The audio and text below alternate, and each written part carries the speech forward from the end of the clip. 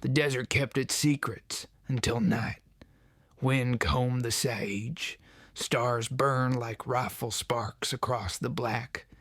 A single flame moved along the canyon floor, small and steady, as if the sand itself carried a heartbeat. He rode toward it. Gideon Thorne did not hurry. His horse breathed slow and sure. Leather creaked in the quiet. The moon laid a pale road across the flats, and he followed it to a rocky hollow where a tiny fire licked at a ring of stones. A woman sat there with her hat tipped low and a rifle across her knees. Her eyes lifted first, calm, measuring. That was what Gideon noticed. Not fear, not surprise, like she had expected a stranger to step out of the night and into the circle of her heat. He stopped just outside the firelight. The canyon made a low sound, like an old church humming, and the stars listened. "You lost," she said. Gideon heard the smoke in her voice, and something softer under it. He removed his hat. He let the night touch the scar that nicked his cheek. "I know where I am," he said. "Do you, stranger?" He looked beyond her to a leather satchel and a canteen. No bedroll, no pack horse. This was not a camp meant for sleep. It was a waiting place. The woman laid the rifle down with care. The barrel gleamed. Her hair caught a copper flicker from the flame, then went dark again. "Name's Willa Marlowe," she said, "since you did not ask." Gideon watched the wind print faint fingers across the ashes.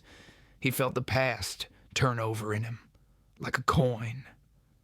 "Gideon Thorne," he said. Her gaze moved to the horse, to the holster at his thigh, to his hands. "Traces of old blood in the leather," she said, almost to herself. "Gun oil, whiskey, long roads." He did not answer. The canyon was listening. She tossed a dry twig to the flame. The fire snapped and lifted. The smell of mesquite rose and settled over them like a prayer. "What brings you to my small light, Mr. Thorne?" The truth would have been easy and heavy. A name, a town, a debt of years. The truth tasted like iron. He let the silence hold it for now. "Passing through," he said.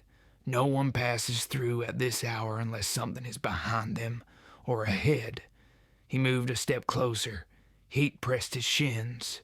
Her face came clear. Freckles. A small scar at the lip, cut smooth and pale. She held still, but he saw the rise of her breath, careful, steady, as if she kept it measured to protect some hurt inside. "You waiting for someone, Miss Marlowe?" "Maybe," she said. "Maybe I am done waiting. Maybe tonight I choose a different trail." He felt the line pull between them, taut as rawhide, the unspoken. Her voice had the scrape of old gravel and the ache of a hymn. The canyon wind lifted and set her hair upon her shoulder like black ribbon. "I know you," she said. Gideon's hand found the brim of his hat again.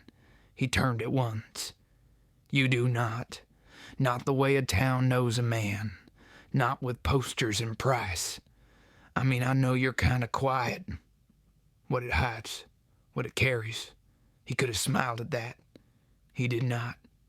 He kept his voice low. "And what does my quiet carry, Miss Marlowe?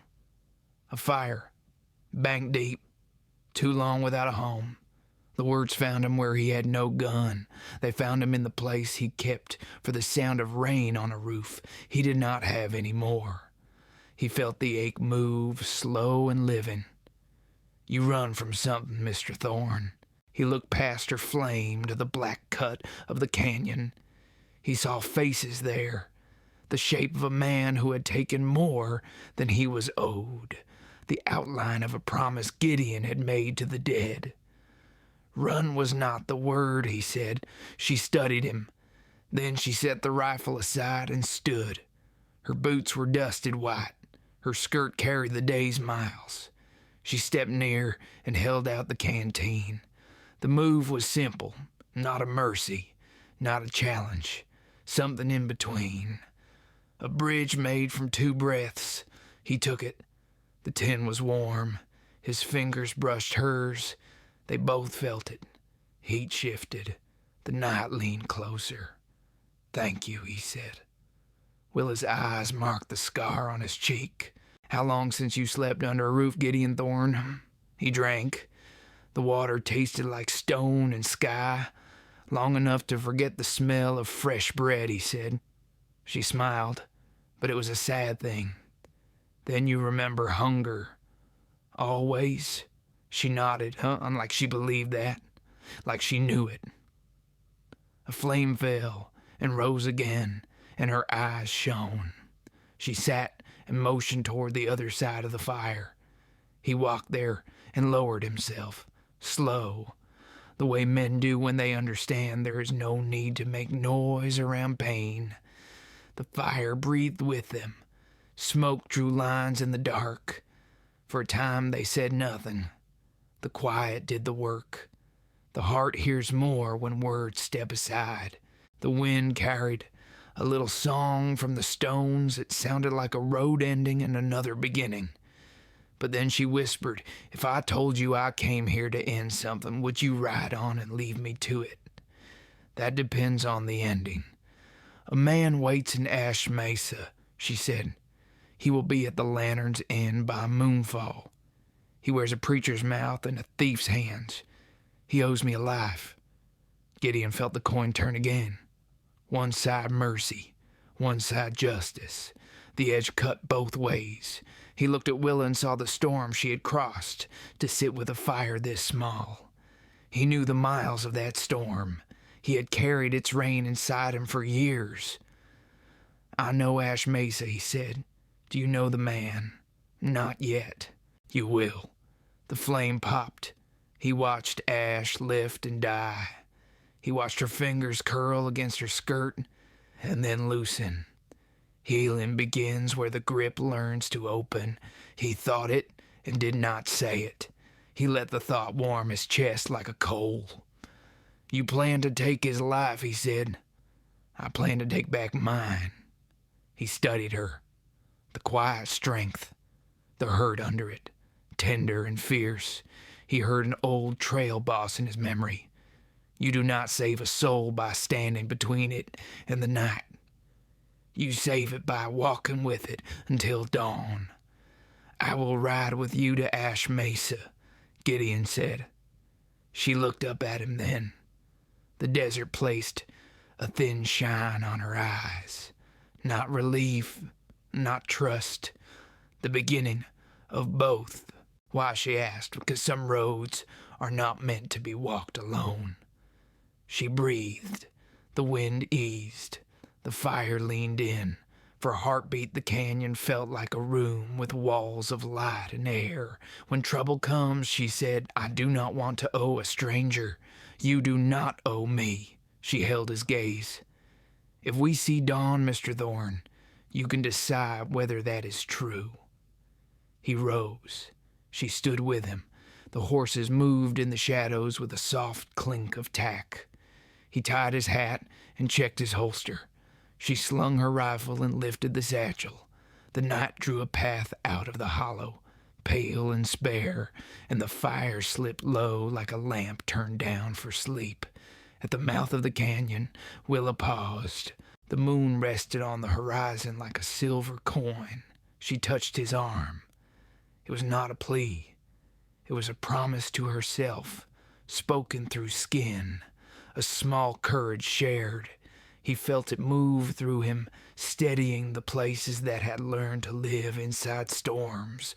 What he did not know was how her story would reach for his, how the name she carried would strike the iron of his own past, how revenge, once lit, throws light into corners a man has kept dark. They stepped into the open, and the desert took them in. Ash Mesa waited. The lantern's end waited. The night tightened its hold and then loosened like a breath. If this story has warmed a quiet corner of your heart, Stay close. The night still holds more to tell. Like, share, or comment if you have ever felt a storm ease when someone kept pace beside you. The road to Ash Mesa was a river of dust. Dawn had not yet broken, but the stars were fading, small ghosts, giving way to something heavier. Gideon rode ahead. Willa followed close enough for her horse to catch the echo of his breath in the cold. Neither spoke. Words at that hour felt like breaking glass. When the light came, it came slow. Thin silver crawling up the sandstone walls, the kind of light that reveals more than it forgives. Willa's hat brim hit her eyes, but he felt her watching him, measuring the man who had offered his silence as company. Gideon kept his gaze forward. The desert stretched like memory, endless and unforgiving. He thought of a cabin once, smoke rising from a crooked chimney, a woman's laughter spilling through the doorway before the sound of gunfire took it all. He did not speak her name, not now, not ever. A hawk broke from the cliffs.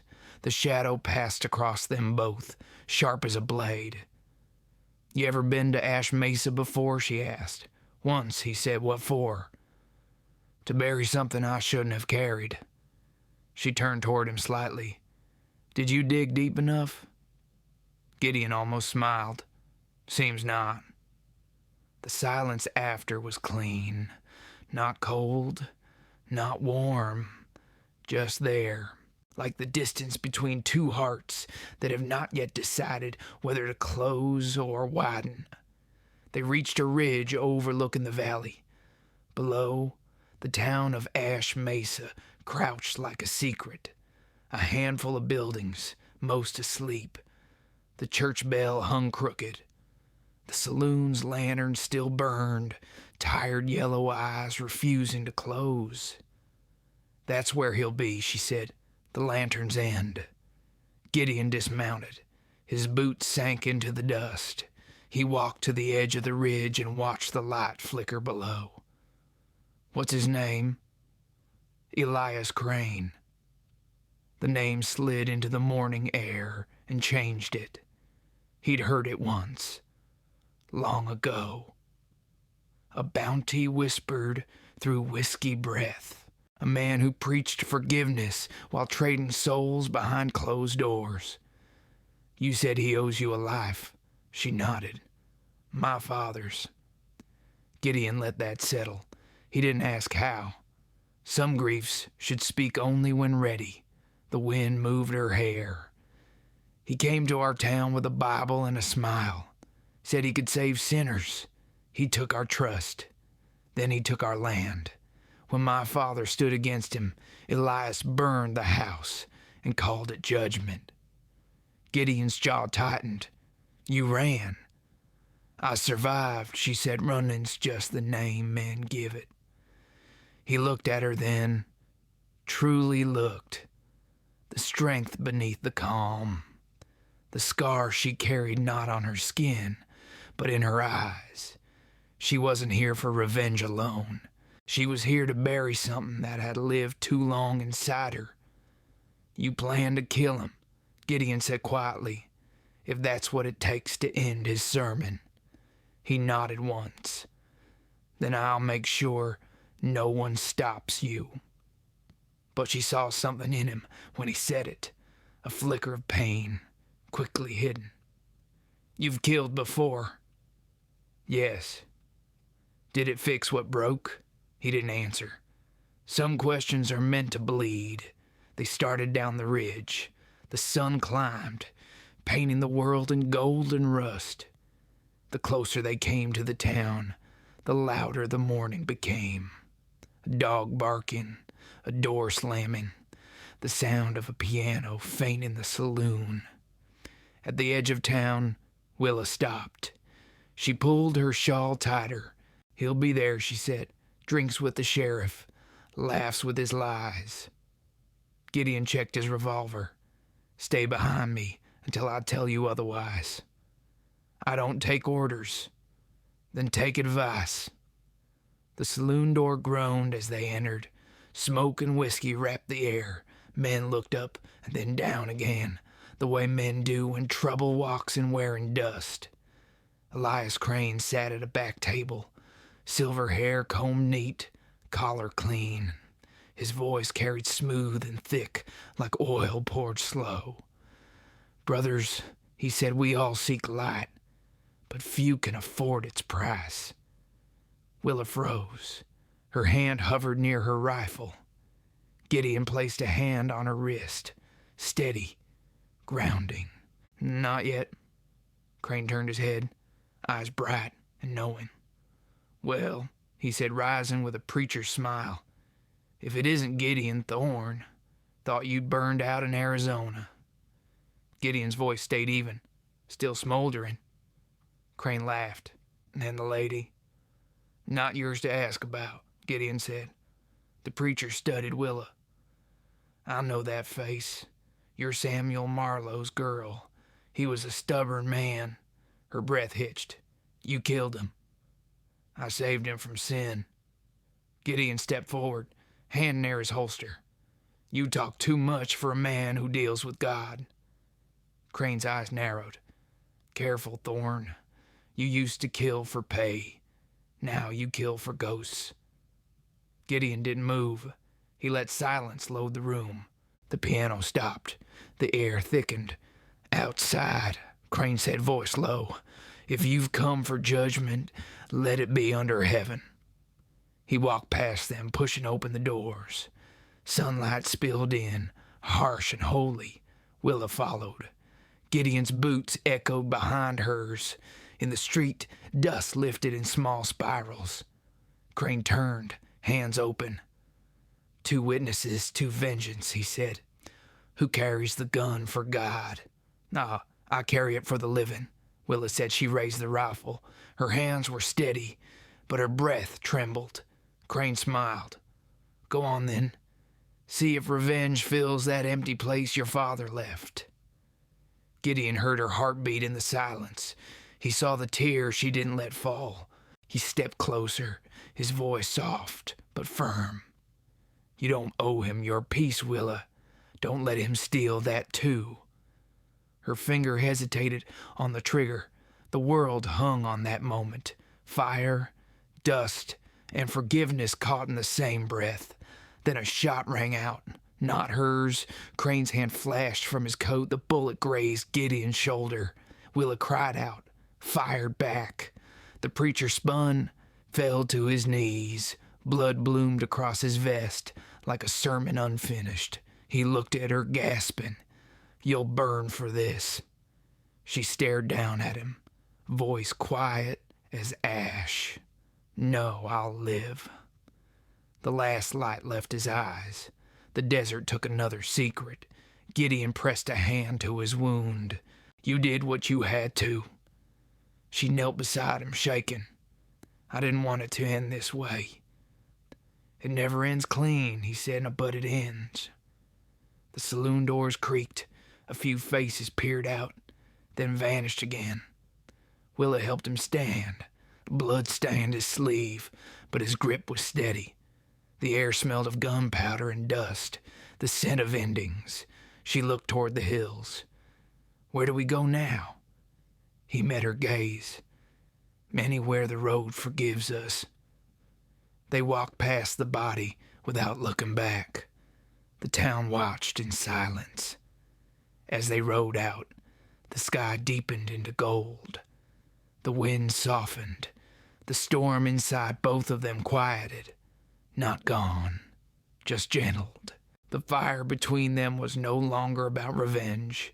It was something slower, quieter, something that might one day heal. If this story has warmed a quiet corner of your heart, stay close. The desert night still holds more to tell. Like, share, or comment if you've ever searched for peace beneath a sky that remembered your pain. The road out of Ash Mesa was a long scar through the sand, the kind left by people who'd done things they couldn't undo. Willa rode ahead this time. Her hair caught the late light, copper and gold, same as the rifle strap that crossed her shoulder. Gideon followed, his arm bound with her scarf. It smelled faintly of smoke and lilac. They didn't speak for miles. The wind carried only the sound of hooves and the whisper of leather. The preacher's blood had dried on the dust back there, but it hadn't left her mind. It clung to her heartbeat. By the time night came, they'd reached a small ridge overlooking the wide basin. A single oak stood there, burned through the middle by lightning. Its roots still held. Gideon dismounted and gathered wood. Willa watched him, her face half hidden in the dark. "You shouldn't have stepped in front of him," she said finally. "I didn't," he replied. "You just fired too slow." "That's not what I saw." He built the fire without answering. When it caught, the flames painted his face, the scar, the shadow under his eyes, the lines carved by years and regret. Willa knelt opposite him. "Why'd you help me?" she asked. "You didn't owe me a thing." He looked at her through the fire. "Maybe I wasn't helping you." "Then who?" "Myself." The flames cracked. For a moment neither moved. The desert hummed low, the kind of sound you only hear when the world is too tired to lie. "You've done this before," she said softly. "Carried someone else's pain to quiet your own." He didn't deny it. "Pain's lighter when you share the load." She tilted her head. "Or heavier when it isn't yours to carry." He smiled, the kind of smile that never reached the eyes. "You sound like a woman who's thought about weight." "I buried my father's once," she said, "and the town that let him die. Thought it'd make me free, but freedom's quiet. Too quiet. You start hearing what's left inside you." Gideon poked the fire with a stick. "What do you hear now?" "Guilt," she said, "and you?" "Names." She waited, but he didn't offer more. The night had its own rules. Trade only what you're ready to lose. After a long silence, she leaned back on her hands, eyes tracing the stars. "You ever stop running, Gideon?" "Stopped once," he said. "Didn't like what caught up." Her lips curved, but it wasn't quite a smile. "You're not the only one who's haunted." "I know." The firelight shimmered against her cheek. He saw a tear glint there before she wiped it away. Her voice lowered, rough with something she couldn't name. "Killing him didn't fix anything." "No," he said, "it never does." "Then why does it still feel like I had to?" "Because sometimes peace demands a price only the broken can pay." The wind shifted, carrying the scent of rain from far off. He poured water from his canteen into a tin cup and handed it to her. Their fingers touched again. A quiet spark. No thunder this time. "You're bleeding through the bandage," she said. "Always do."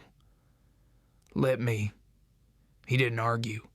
She moved around the fire and knelt beside him. Her hands were steady, her touch warm. She untied the scarf, cleaned the wound, and wrapped it with clean cloth from her satchel. "Where'd you learn that?" he asked. "My father taught me before the war," she said. "He said a good woman should know how to stop the world from leaking out of the people she loves." "Sounds like he was a wise man." "He believed in kindness," she said quietly, "even when the world didn't." Her fingers brushed the inside of his arm as she tied the cloth. The touch lingered, small but alive. Gideon looked at her, not the way a man looks at a woman, but the way a weary soul looks at the first safe place it's found in years. "Thank you," he said. She met his gaze. "Don't thank me. I still don't know what kind of man you are." "You will," he said. "Might not like it. I don't scare easy." "Maybe you should." Her eyes softened. Why, because you've done bad things? Because I've done them for good reasons. The fire cracked loud, as if it wanted to speak too. She drew in a breath. We all carry ghosts. He nodded. Difference is, mine know my name. They sat there for a long while, the silence settling gentle between them. Her head eventually rested against her knees. His eyes stayed on the fire, the flames dancing like memories he couldn't put out. Then she whispered, Gideon. He looked up. I don't know where I go from here. Then we find it together, he said. Her gaze held his for a heartbeat too long. The distance between them thinned. The fire's light turned soft gold on her skin. The sound of wind faded. Only breath remained, shared, unsure, alive. Don't make promises you can't keep, she said. I never make promises, he said. Only choices. She reached out then, slow, hesitant. Her fingers brushed his jaw. The roughness of his beard met the tremble of her hand. He didn't move. The world seemed to narrow to that single touch. The warmth, the unspoken, the ache of two hearts trying to forget the shape of pain. She drew back before the moment could fall apart. You should rest, she said. So should you. I'll watch first. He nodded, lay back against the sand, and closed his eyes. The fire burned low. Willa watched through the horizon, but her gaze drifted off into the man across the flames. There was something about the way he breathed, steady, unafraid, that made the night feel smaller, safer. When she finally lay down beside the fire, she let her hand rest close to his, almost touching. The stars turned slow overhead, patient as forgiveness. If this story has warmed a quiet corner of your heart, stay close. The road still stretches ahead. Like, share, or comment if you've ever found comfort in the firelight beside someone who carries their own storm. Morning came heavy, soaked with the scent of wet earth and smoke. The storm had passed, leaving the world raw and clean, like something forgiven but not forgotten. Willa stirred first. She found Gideon already awake, crouched by the doorway, his hand resting on the worn wood as he watched the sunrise bleed through the mist. You sleep? She asked. Some dream? He glanced at her, eyes pale with fatigue. Never. She stood, stretching the ache from her shoulders. That's a shame. Dreams are the only place I ever see peace. He smiled faintly. Maybe that's why I stopped chasing it. She walked to the door, brushing past him. The air was cool, the kind that carried truth without asking permission. Puddles shimmered across the ground, reflecting the sky like broken mirrors. What now? She asked. He adjusted the reins on his horse. There's a town north called Red Hollow. Might be work there, shelter too. And after that we'll see. She turned to face him. You don't plan, do you? He met her gaze. Plans make the dying easier. I'm not ready for that. She studied him a long moment. You talk like a man who's already buried himself. He looked away. Maybe I have. They rode through the flooded plain, the sound of hooves slapping wet clay. The sky opened wider with each mile. Somewhere far off, a hawk cried, sharp and distant. By mid-morning, they reached a stream cutting through a line of cottonwoods. Gideon dismounted, filled the canteens, and let the horses drink. Willa watched him from the saddle. You move like you've been doing this forever, she said, long enough to know what breaks a man and what doesn't. And what's that? Loneliness, he said. Not the kind you get from being alone. The kind that follows you even when someone's beside you. She lowered her eyes. I know that kind. I figured you did. The wind picked up, stirring her hair across her face. She brushed it aside and smiled. A small, tired smile that looked almost like grace. You think we can outrun it? He shook his head. We don't outrun loneliness, Willa. We ride with it until it learns our name. Her laughter was soft, almost disbelief. That sounds like something a preacher would say. Maybe I listened to one once. Did it help? He looked down at the water. Not enough. They rested a while beneath the trees. When she closed her eyes, he found himself watching her. Not the way a man watches beauty, but the way a wounded thing studies the hand that might touch it. The memory of Ash Mesa flickered, the flash of gunfire, the smell of blood and dust. He saw her again standing in that street, rifle steady, heartbreaking, brave as dawn. He hadn't meant to stay after that, but something about her quiet strength had caught him, like the desert catches rain, holding it deep where no one can see. She opened her eyes and caught him staring. What? Nothing. You look like a man who's thinking too loud. Maybe I am. Then say it. He hesitated. You remind me of someone I once knew.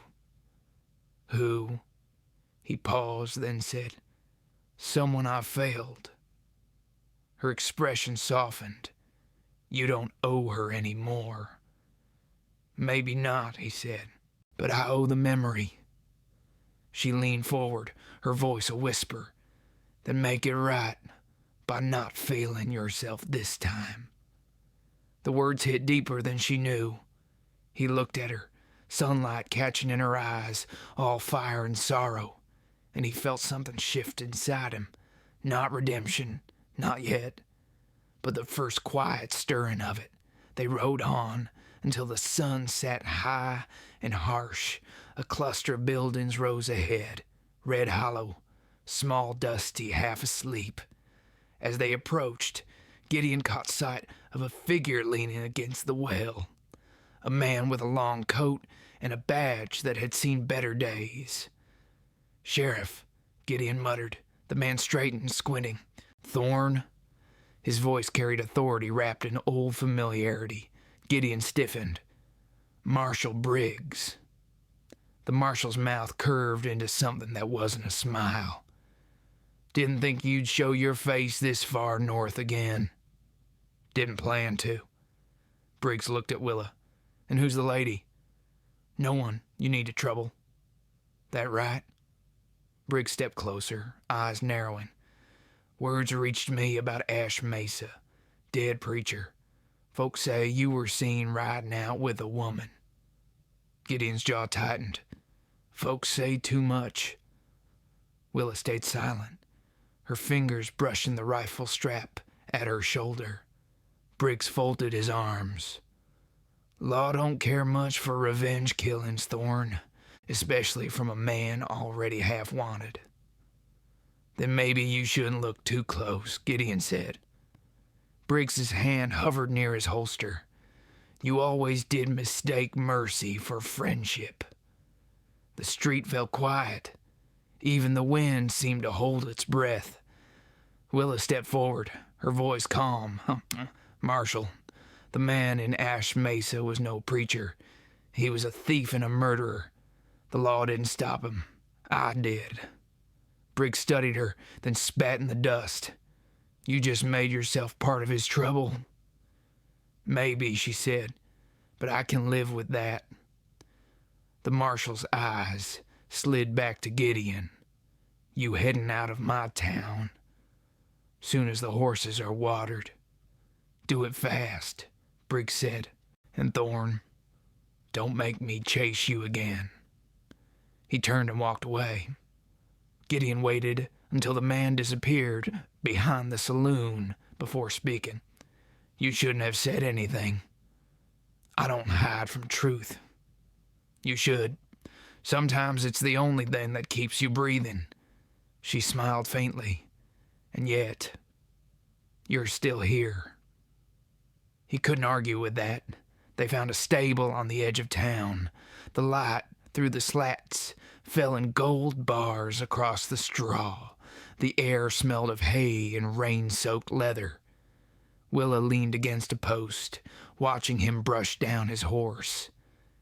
"You ever think about staying?" she asked. He didn't look up. "Staying's just another word for dying slow." "Maybe dying slow's what healing feels like." He stopped, his hand still on the horse's neck. For a long moment, he didn't move. Then he said quietly, "You talk like you've already forgiven yourself." She met his gaze. "I'm trying to." The silence that followed wasn't empty. It was full, heavy with something fragile and alive. He crossed to her, slow, deliberate. Willa. Her name sounded different on his tongue, softer, reverent, dangerous. She looked up, her breath catching. He reached out, fingers brushing a strand of wet hair from her cheek. She didn't move, didn't speak. For the first time in years, Gideon Thorne didn't think about ghosts, didn't think about the blood on his hands or the men buried behind him. He thought only of her and the strange, quiet fire she carried that made the whole world feel less empty. Then he stepped back. The moment passed like wind across the desert, felt, not held. "Get some rest," Huey said. "We ride at first light." She nodded, but her eyes lingered on him, long after he turned away. "If this story has warmed a quiet corner of your heart, stay close. The road north still hides its truth. Like, share, or comment. If you've ever felt redemption whisper your name beneath the weight of silence." Red Hollow fell behind them like a secret they'd already told too loudly. The morning air was thin, sharp, full of that lonely kind of peace that follows danger but doesn't promise safety. They rode without words. The land opened wide again, red dust stretching to the horizon, where the sky looked like fire cooled to blue. Every few miles, Gideon glanced at Willa. She sat straight in the saddle, her shawl trailing behind like a shadow she hadn't yet outrun. By midday, they found a rise above a dry riverbed. A few dead trees, one standing tall enough to break the wind. They stopped there, watered the horses, and built a small fire from brittle wood that snapped like bones. Gideon crouched low, stirring the flame with a stick.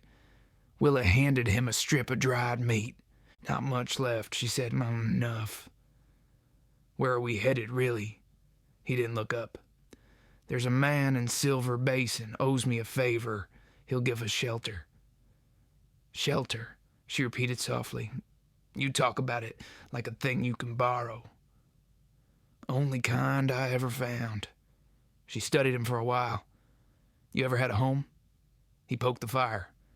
"Once, long time ago, before I learned how fast a roof burns." She lowered her eyes.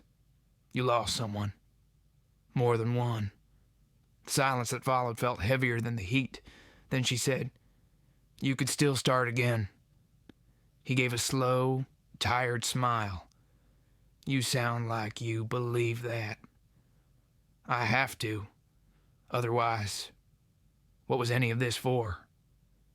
He looked at her then, not just at her face, but at the truth she carried, the way her words trembled between strength and breaking. "Why'd you come this far, Willa?" he asked. "Ash Mesa could have been the end." "It was supposed to be," she said, "but endings never stay put." He nodded. "No, they don't." The wind picked up. Ash and dust swirled through the firelight. She watched him through it, the way the smoke softened his hard edges, made him look almost gentle. She whispered, "You're not as cold as you pretend." He met her gaze. Don't mistake quiet for kind. Then what is it? Survival? The words landed like iron, but his eyes betrayed him. There was something in them that wanted softness, that remembered it. She leaned closer. Survival's just living without the warmth. You don't fool me, Gideon Thorne. He should have pulled away. Instead, he let the space narrow until her breath touched his cheek. The air thickened with something that had nothing to do with fire or dust. I ain't trying to fool you, he said. Then what are you trying to do? His voice dropped low. Forget. Her hand found his, slow, trembling, but sure. Then let me help.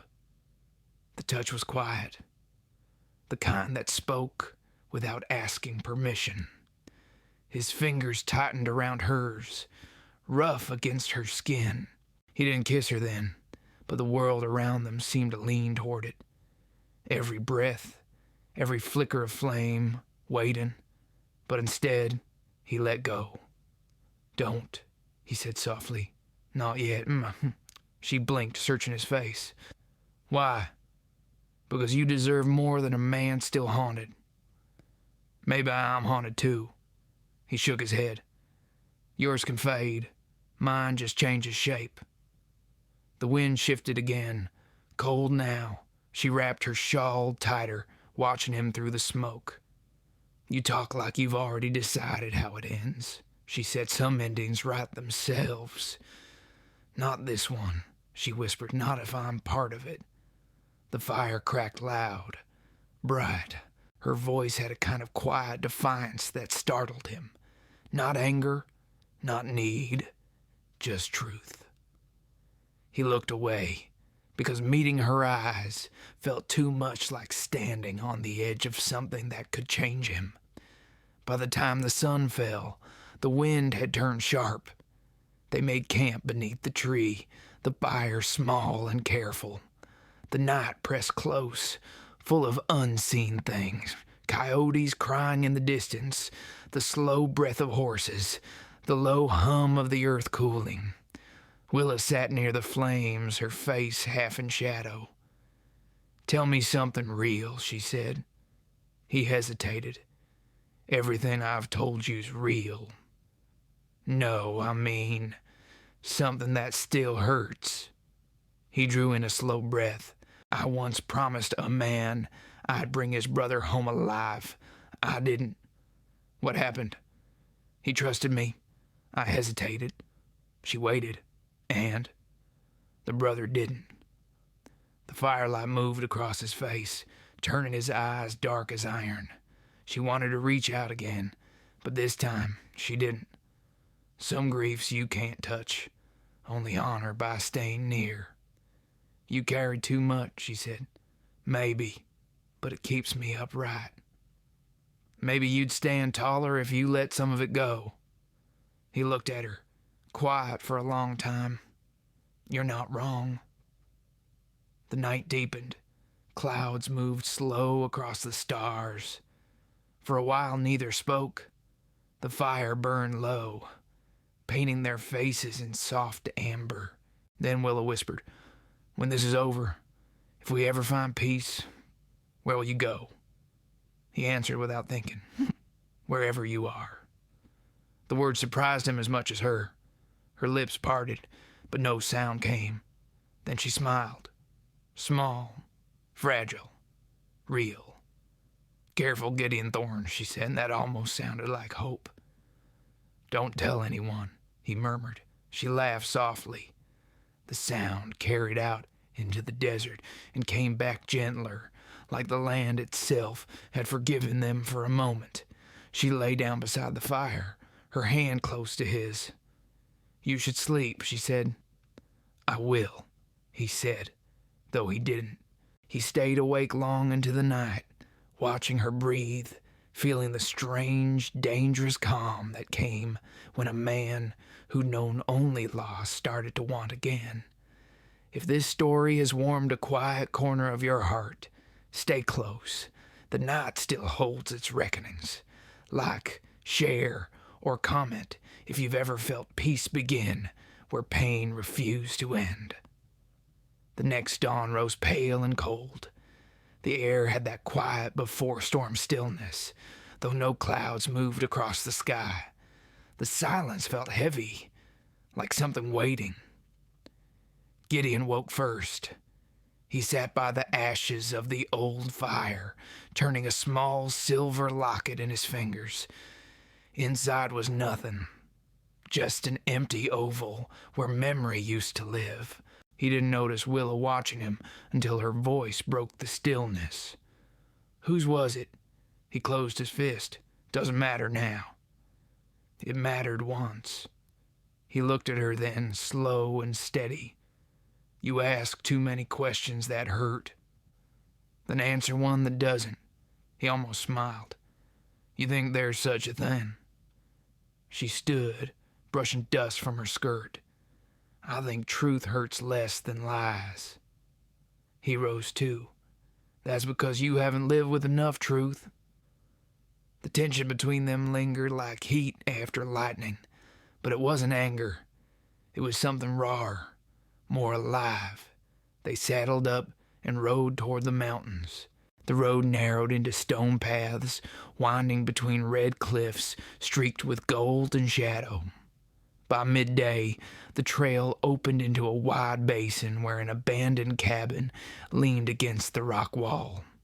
The roof sagged, but smoke stains still marked the chimney. Willa pointed. That shelter you mentioned? Gideon nodded. Silver Basin. The man I knew built this place. He's still alive? Not in this world. She glanced at him. You lose everyone you ride with? He didn't answer. The silence was enough. They dismounted. The inside of the cabin smelled of cedar and dust. A broken lantern hung by the hearth. She brushed her hand over the mantel, tracing initials carved into the wood. J.P., she read aloud. Jonah Pike. He nodded once. He was more than a friend. Brother I never had, Gideon said. He believed in things I didn't. Thought even the worst man could be saved if he found the right reason. And you. I thought the world killed men like that. She looked at him. Really looked. But you still built this fire. Still came back here. He crouched near the hearth, striking flint until the kindling caught. Maybe I needed to see if he was right. The flame grew, soft gold against the walls. Willa knelt beside him. And is he? Gideon stared into the fire. Ask me when I stop seeing blood every time I close my eyes. She didn't reply. The fire popped once, throwing sparks that faded before touching the floor. Jonah died for you, didn't he? She asked quietly. Yeah, he said, voice rough. Bullet meant for me. Willa touched his arm. That's why you stepped in front of Crane. He nodded. Figured maybe I could balance the scales. She studied him a long moment. You ever think the scales aren't meant to be even? That maybe we just keep trying so the weight doesn't crush us? He looked at her then, something breaking open behind his eyes. You talk like a woman who's seen too much. Maybe I've just finally started to see clear. The air between them thickened. Firelight flickered over her face, soft and wild, catching the faint tremble in her lips. He felt the pull again, gentle, inevitable. Willa, he said her name low and careful, as if it might burn. She met his gaze. You don't have to keep running from warmth. I'm not sure I'd survive it. Then don't survive, she whispered. Just feel. She leaned in before he could speak, her hand rising to his face, fingers tracing the scar on his cheek. The touch was light, reverent, the kind of touch that asks permission, but already knows the answer. He didn't pull away. His hand found her wrist, holding it there, the world narrowing to the space between them. Her breath brushed his mouth, and that was all it took. The kiss came slow, deep, inevitable. Not hunger, not escape, just recognition. The kind of closeness born from too many lonely nights and too few safe ones. When it broke, she stayed close, her forehead against his. The fire whispered behind them, warm and steady. "I didn't mean for this to happen," she said softly. "Neither did I. But I don't regret it. Neither do I." She smiled faintly. "Then maybe we stop pretending we don't need this." He looked at her for a long time, thumb brushing her jaw. "You don't know what being with me costs." "Then let me find out." The wind outside shifted, carrying the scent of rain and pine. Somewhere beyond the cliffs, thunder murmured, soft, distant, like a warning too tired to sound fierce. They stayed close through the storm that followed, not hiding, just breathing the same air, letting the walls forget the echoes of loss that once filled them. Later, when the fire burned low, she lay against him, her head on his chest. His heartbeat was slow, steady, the sound of a man who'd finally stopped fighting the quiet. "Gideon," she whispered. "Yeah?" Maybe Jonah was right. About what? That even the worst man can be saved. He looked down at her, eyes dark and unguarded. "If that's true, you're the reason." She smiled, eyes closing. "Then maybe we both get to start over." He didn't answer. He just held her while the storm passed, the fire flickering soft shadows over their faces. When sleep took her, he whispered into the dark, barely a breath, "Don't let me ruin this. If this story has warmed a quiet corner of your heart, stay close. The dawn will test what the night has healed. Like, share, or comment if you've ever found peace in a touch that asked nothing but truth." The storm passed with a hush so deep it felt sacred. By morning, the world lay washed and still. Mist clung to the red cliffs, softening their edges. The desert, for once, seemed to breathe slow. Willa woke first. Gideon still slept beside her on the cabin floor. Firelight faded to embers. She watched the rise and fall of his chest, the lines of wear softened by sleep. For the first time, he looked almost peaceful. She traced the edge of his sleeve with her eyes, not daring to touch him. There was something tender about watching a man who had lived too long on the edge of danger simply rest. When he stirred, his hand found the revolver instinctively before his eyes opened. Then, realizing it was her, he exhaled. "Morning. Morning," she said, voice quiet. "You always wake like you're still in a war." He sat up, rubbing the back of his neck. "Sometimes I think I never left it." She smiled faintly. "You're safe here." "For now," he said. "That's all I ever promised myself." He stood close to the door and looked out across the misty basin. "We should move before noon. Briggs won't let Ash Mesa rest easy." "You think he'll come after us?" "I don't think," Gideon said. "I know." Willa gathered her shawl. "Then I'll ride with you till it's done." He looked back at her. "You don't have to." "I want to." He stared a moment, then nodded. "Then we ride together." They saddled the horses in silence. The sky lightened, pulling color back into the world. Before they mounted, Gideon paused, his hand brushing the cabin wall where Jonah's initials were carved. "Goodbye, brother," he murmured. Willa caught the tone. "He'd be proud of you." "Maybe," Gideon said. "Or maybe he'd tell me I waited too long to start living." They rode north, following the creek that wound like a silver scar through the canyon. For a time, it felt like the world had given them peace until the sound of hooves echoed behind them. Gideon turned in the saddle. Riders. Willa's grip tightened on the reins. Briggs. He studied the shapes in the distance. 3, maybe 4. Looks like it. What do we do? Keep riding. The canyon narrowed. Rock walls closed in on either side, the sound of pursuit growing louder. Gideon's jaw tightened.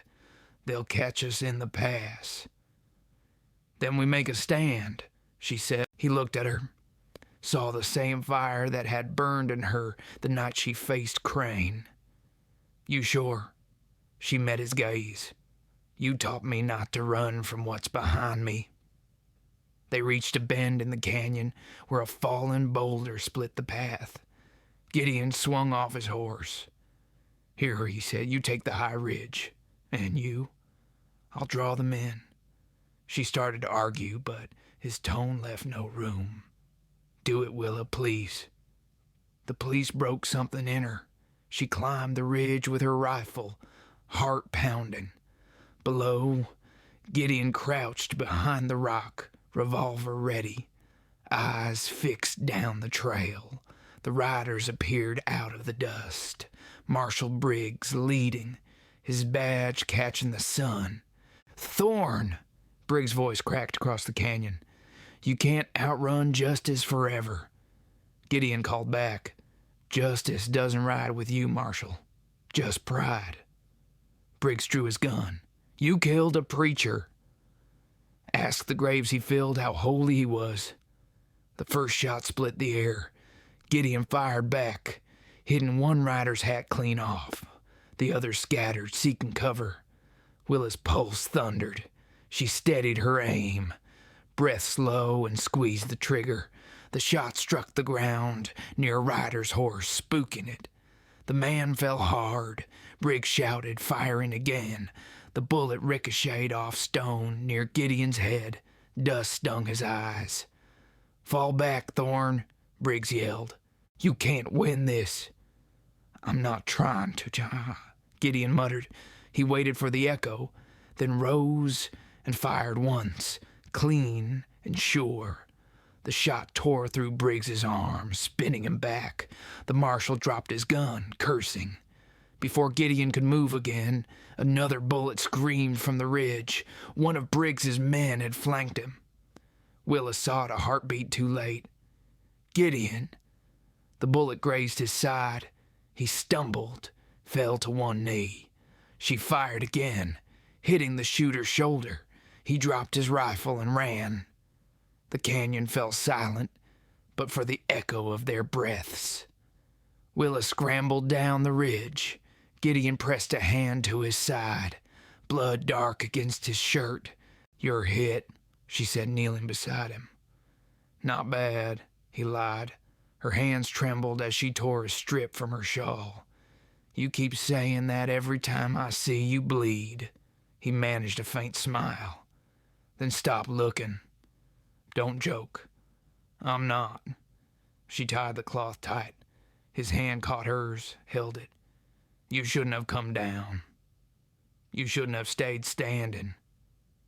Their eyes met. Dust settled around them in thin golden waves. The moment held. Briggs? She asked. Gideon looked toward the fallen marshal. Alive. He'll think twice before chasing ghosts again. She followed his gaze. You could have killed him. I'm tired of killing. Her eyes softened. Then maybe that's what healing sounds like. He nodded slowly. Maybe it is. They stayed there until the light began to fade, the canyon turning gold, then gray. When they finally mounted again, Gideon's breath was shallow, but his eyes were clear. You sure you can ride? She asked. Don't have to be sure, he said, just have to keep going. They rode in silence, shadows stretching long behind them. The road led toward open plains, toward something that might not be peace, but wasn't war either. That night, they made camp on a ridge overlooking the valley. The stars came out one by one, quiet witnesses to their weariness. Willa sat close beside him, her hand resting over his. "You saved me again," she said. He looked at her, voice low. "No, you saved me first." She smiled, small and real. "Then we're even." He turned his hand, fingers intertwining with hers. "No," he said, "we're just beginning." The fire flickered, casting soft light over them both. The wind moved through the sage, carrying the scent of rain and something gentler, something like forgiveness. If this story has warmed a quiet corner of your heart, stay close. Dawn is coming, and not all wounds fade in the light. Like, share, or comment if you've ever learned that survival sometimes means staying when every road tells you to run. The next day dawned clear, the sky wide and merciless. The desert had a way of stripping things bare: land, memory, truth. Gideon and Willa rode slow across the open plain, the horse's hooves whispering through the dust. He hid the pain well. The wound at his side throbbed under every breath, but he didn't mention it. Willa knew anyway. She saw the tightness in his jaw, the way his hand pressed against the bandage when he thought she wasn't looking. "Let me see it," she said. "I've had worse." "I didn't ask what you've had. I said, let me see."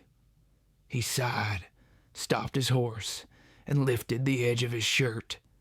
The cloth was dark with dried blood. She slid down from the saddle and moved toward him, her eyes calm but fierce. "You're burning up," she said. "It'll pass." "Gideon," she said, voice firm now, "it won't. You're not made of iron." He gave a faint, tired smile. "No, just rust." She ignored the joke, opened her satchel, and poured whiskey over the wound. He hissed but didn't flinch. "Hold still," she whispered. Her touch was gentle, her breath close. For a moment the world shrank to that small circle of care. The fire of whiskey, the cool of her hands, the warmth between them neither dared name. When she finished, she met his gaze. "You can't keep bleeding for ghosts." "I'm not," he said softly. "I'm bleeding for you." She froze, the words catching her off guard. "Don't say that." "Why not?" "Because I'll start believing it." He looked at her for a long time, the lines around his eyes deepening. "Maybe you should." She stood, turning away, hiding the tremor in her hands. "You make everything harder." "Living's supposed to be hard," he said. "Otherwise, we'd never learn what matters." She looked back, eyes shining. "And what matters to you?" He hesitated. "Right now, you breathing." Her lips parted, but she said nothing. Some truths were too fragile to echo. They rode again by mid-morning, the horizon shimmering with heat. Willa scanned the land ahead. "Where does this road lead?" "West, he said. "Toward nowhere." She smiled faintly. "Then it's ours." They reached a cluster of mesquite trees by sundown. The sky burned gold and violet, the kind of light that makes you forget how cruel the desert can be. Gideon built a small fire while she unpacked what little food remained. They ate in silence, both listening to the wind. When the fire burned steady, she said, "I used to dream about leaving the West. Thought maybe somewhere else the air didn't taste like loss. And now," she looked at him, "now I think I was meant to find peace here, even if it took me through hell to get to it." He nodded slowly. "Peace doesn't come where you expect. It comes where you stop fighting it." The firelight caught her face, soft, strong, alive. She looked at him across the flames. Are you still fighting? Always. She leaned forward, her voice barely a breath. Then let me help you stop. He didn't move, didn't speak, but when her hand reached across the space between them, he met it halfway. Their fingers intertwined, and something eased in both of them. Willa, he said quietly, yeah. If I don't make it through this... Don't, she cut in. Don't finish that. Listen, he said, his tone soft but certain. If I don't, I need you to ride on. Find somewhere that remembers how to hold you. She shook her head. I've had enough running, Gideon. If you fall, I fall beside you. He swallowed hard. You shouldn't waste your second chance on a man like me, she smiled, sad, defiant. You gave me the chance to have one. That's enough. The wind shifted, carrying the smell of rain again, faint but familiar. He stared into the fire. You think people like us can ever really be forgiven? Her voice was steady. I think forgiveness finds those who stop hiding from it. He met her gaze. And if I can't stop, then I'll wait with you until you do. The fire cracked, throwing sparks into the dark. The silence between them was full, tender, aching, alive. She moved to sit beside him. He didn't stop her. When she leaned against his shoulder, he let her. Her head rested near his heart. And for once, the rhythm there didn't sound like regret. After a while, she spoke again. Do you ever wonder why we found each other? Every mile, he said, and I still don't know if it was mercy or punishment. Maybe both, she whispered. He smiled faintly. Then I'll take it. The night deepened. Coyotes cried far off. The fire sank low, painting their faces in soft amber. She reached for his hand again, fingers tracing the rough lines of his palm. Whatever tomorrow brings, promise me something. What? That you won't vanish when it gets hard. Not from me. He turned his hand, closing it around hers. I'll try, he said, but if I stay, it's because you made me believe I could. She looked up at him, her eyes dark as the sky above. Then I'll hold you to it. He smiled, a quiet, broken thing that still managed to look like hope. If this story has warmed a quiet corner of your heart, stay close, he whispered, voice low, half to her, half to the night. The hardest truth still waits for morning. If this story has warmed a quiet corner of your heart, stay close. The dawn's truth will ask for more than forgiveness. Like, share, or comment if you've ever felt love arrive, where redemption began to take root. The dawn came quiet and gray, a soft light spilling across the valley, like breath after confession. The fire from the night before had burned to ash, faint smoke rising into air that smelled of dust and dew. Willa stirred first. Gideon was already awake, sitting against a rock, his hat low over his eyes, the bandage at his side dark again. The color of it made her chest tighten. You're bleeding, she said. He lifted his gaze, slow, weary, gentle. I've been bleeding a long time, Willa. This ain't the worst of it. She knelt beside him, pressed her hand against the wound. You need rest. He shook his head. Rest comes after I've set things right. There's nothing left to set right, she said. The man who hurt me is dead. The marshal's gone. You've done enough. He looked toward the horizon where sunlight touched the far ridge. There's always something left. Then let it be peace, she whispered. He smiled faintly. You make it sound easy. "It's not," she said, "but you've carried enough ghosts. Let them walk home without you." He watched her, eyes tracing the soft tremble in her jaw, the quiet fire that still lived there. "You deserve a gentler world than this. I don't want a world without you in it." He exhaled slow, like the wind leaving an old house. "Willa, if I don't make it past this day." She pressed her hand to his mouth, shaking her head.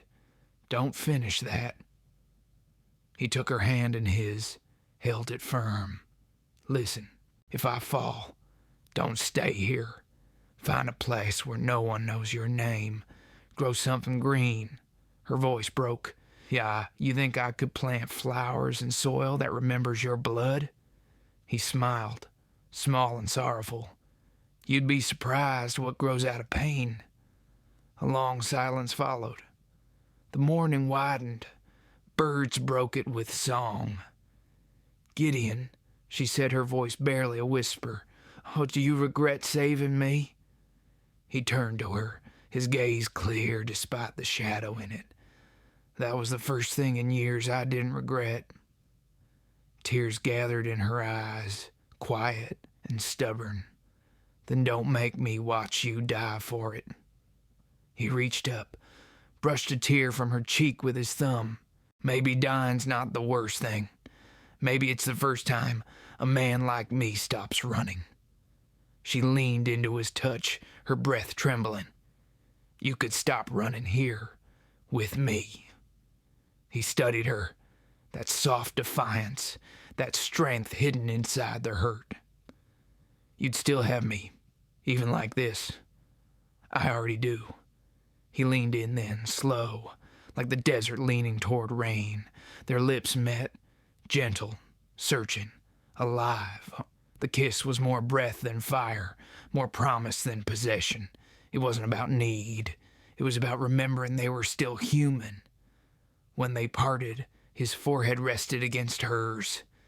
"You make it hard to let go," he murmured, "then don't." But he didn't answer. He just looked at her, eyes deep and unguarded, and she knew he was memorizing her. The sound of her voice, the warmth of her hand, the light on her face. They broke camp late. The wind carried a stillness that didn't feel like peace, but something close. They rode until the land opened wide, a valley of wild grass and golden stone. The trail ended at a ridge where the world seemed to fall away. Gideon stopped there, dismounted, and walked to the edge. Willa joined him.